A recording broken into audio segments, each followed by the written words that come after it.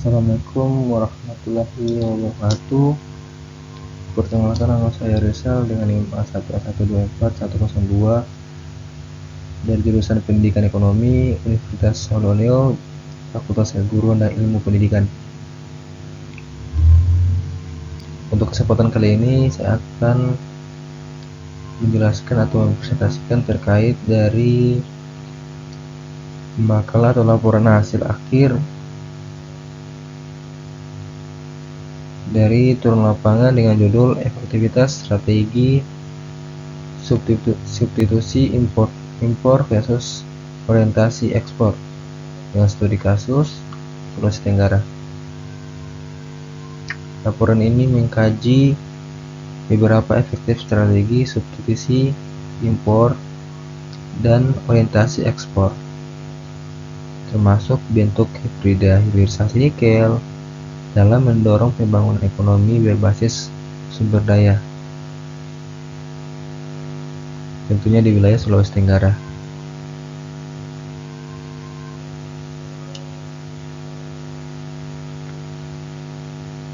Dulu kita ketahui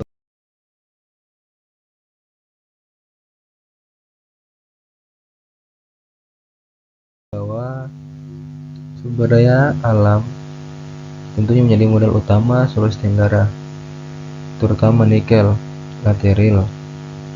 Realisasi nikel yang dipacu sejak 2020 menghasilkan lonjakan investasi, ekspor produk olahan, dan pertumbuhan PDRB, di mana 5,35% pada tahun 2023. Namun terdapat risiko di mana ketergantungan pada nikel, penurunan kontribusi sektor agraris, eksternalitas lingkungan, dan kesenjangan keterampilan lokal. Timbullah pertanyaan dalam penelitian ini, mencakup sejauh mana isi EOI atau kombinasi keduanya efektif untuk pembangunan daerah yang inklusif dan berkelanjutan.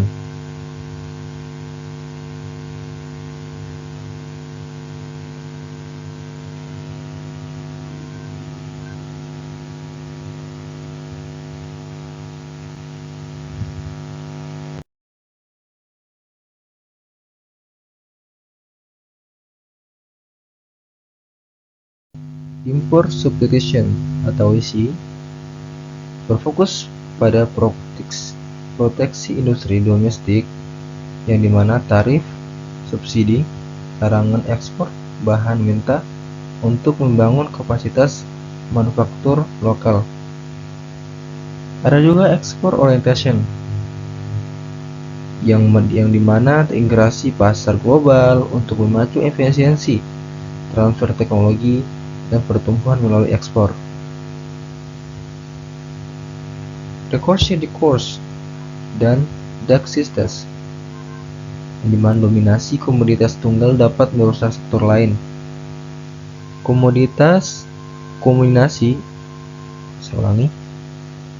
Dominasi komoditas tunggal dapat merusak sektor lain,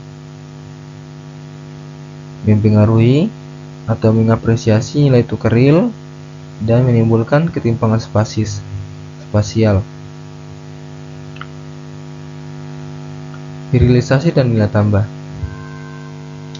Proses pengolahan bahan mentah menjadi produk bernilai tambah seperti VNI, NEP, MHP, stainless steel sebagai strategi hulu hilir.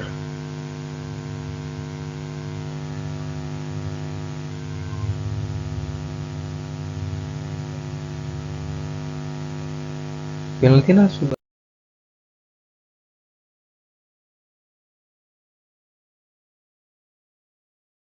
data diambil dari pendekatan kualitatif, deskriptif, eksploratif. Data primer mencakup dari wawancara mendalam dengan akademisi atau dosen dari Universitas Holoneo dari jurusan Pendidikan Ekonomi, Pak Wahyu Muhammad Syatta, SE, MPD.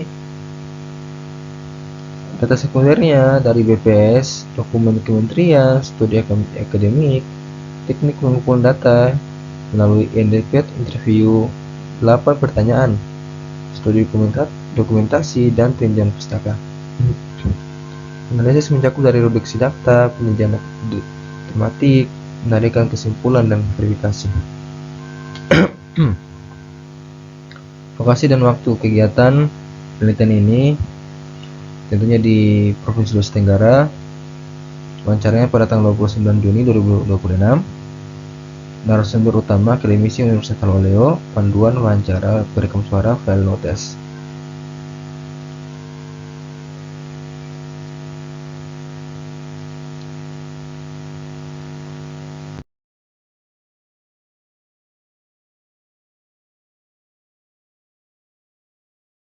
Dari hasil laporan penelitian yang sudah disusun,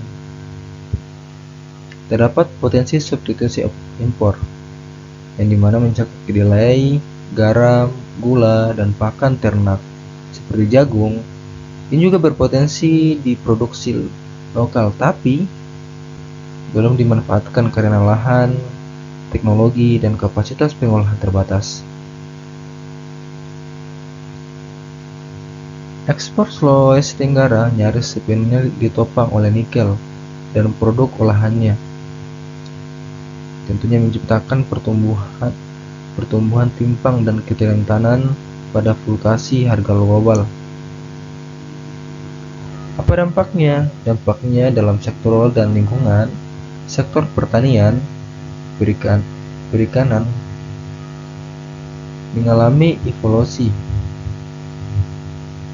mencakup eksternalitas lingkungan meliputi deforestasi, sedimentasi, dan pencemaran pesisir.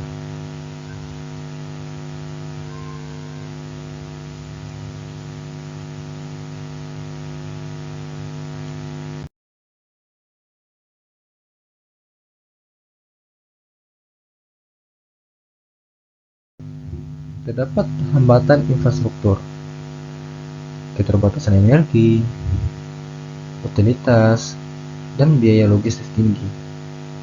Ini juga akan mengurangi daya saing infrastruktur lokal.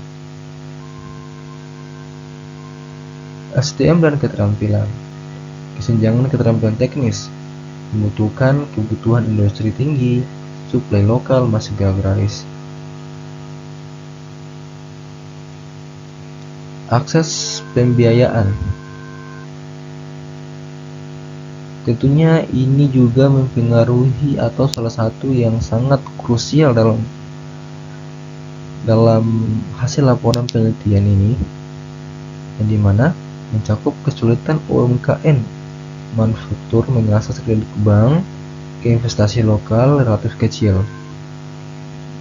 Investasi asing padat modal membentuk enslave, minim backward link ke usaha lokal.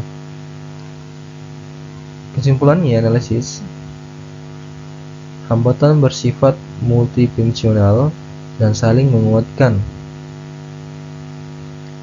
Mengatasi satu saja tidak memutus siklus tanpa intervensi lintas sektor.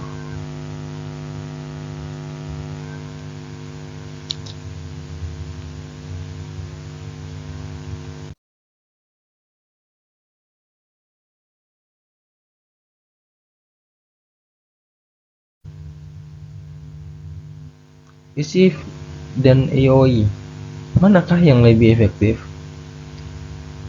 Wawancara dan literatur menunjukkan orientasi ekspor atau EOI cenderung lebih konsisten mendorong pertumbuhan jangka panjang karena tekanan pasar global meningkatkan efisiensi, kualitas, dan transfer teknologi.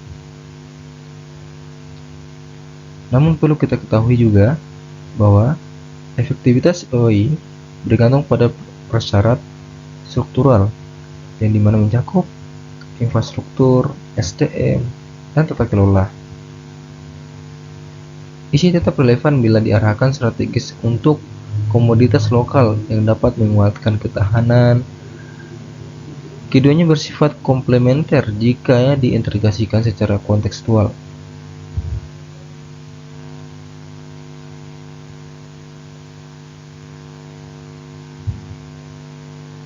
Adapun beberapa kesimpulan dalam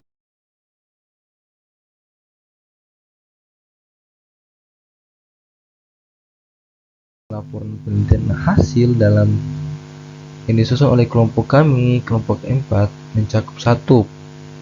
Substitusi impor di Sulawesi Tenggara masih turunan dan belum mandiri. Instrumen lokal minim, ekspor timpang yang mencakup nyaris sepenuhnya bergantung pada nikel. Tentunya ya kita ketahui bahwa Sulawesi, khususnya untuk Sulawesi Tenggara, ekspor kita masih bergantung pada nikel atau pertambang nikel. Ini juga akan berisiko rekusurs dan desis nyata atau ketergantungan. Poin 3, orientasi ekspor terbukti efektif secara histori, tetapi memerlukan persyaratan struktural. Hambatan struktural multidimensional, infrastruktur, SDM, permodalan, ketergantungan input eksternal. Ini juga yang paling penting dalam penelitian hasil itu, yang dimana dualisme investasi memicu slave ekonomi, manfaat belum menyebar ke ekonomi lokal. Kedua strategi harus dipadukan secara sinergi, bukan dipertentangkan.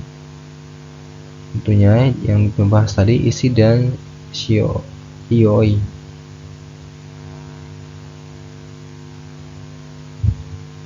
Adapun dokumentasi dan rekomendasi.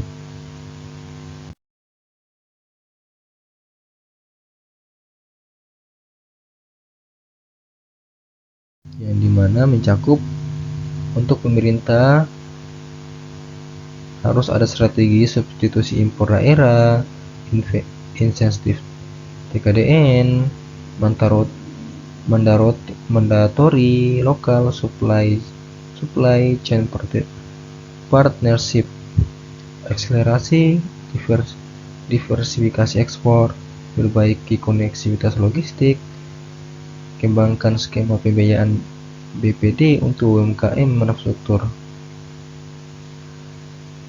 Untuk pusat, berikan juknis yang responsif daerah, perkuat regulasi kebijakan kemitraan PMA, PMBDN, fasilitas program vokasi dan pusat pelatihan di wilayah tambang.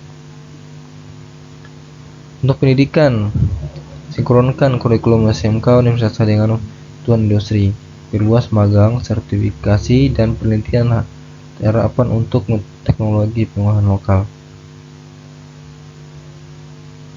Adapun saran dari saya atau rekomendasi dari saya khusus untuk penelitian selanjutnya, perluas cakupan narasumber, bisa Bapeda, dinas, perusahaan, UMKM, dan juga gabungan analisis kualitatif dan kuantitatif, bisa data panel kabupaten atau kota untuk menguji hubungan investasi, ekspor, dan kesejahteraan. Nah, sudah presentasi atau penjelasan dari saya. Mungkin untuk kesempatan kali ini mungkin itu saja yang bisa saya jelaskan. Jika ada kesalahan kata mohon dimaafkan, jika ada kekurangan mohon ditambahkan. Maka dari situ saran dan komentar teman-teman penonton dibutuhkan untuk memperbaiki kekurangan dan kesalahan saya tadi, karena kesempurnaan hanya milik Tuhan. Sekian dari saya. Wassalamualaikum warahmatullahi wabarakatuh.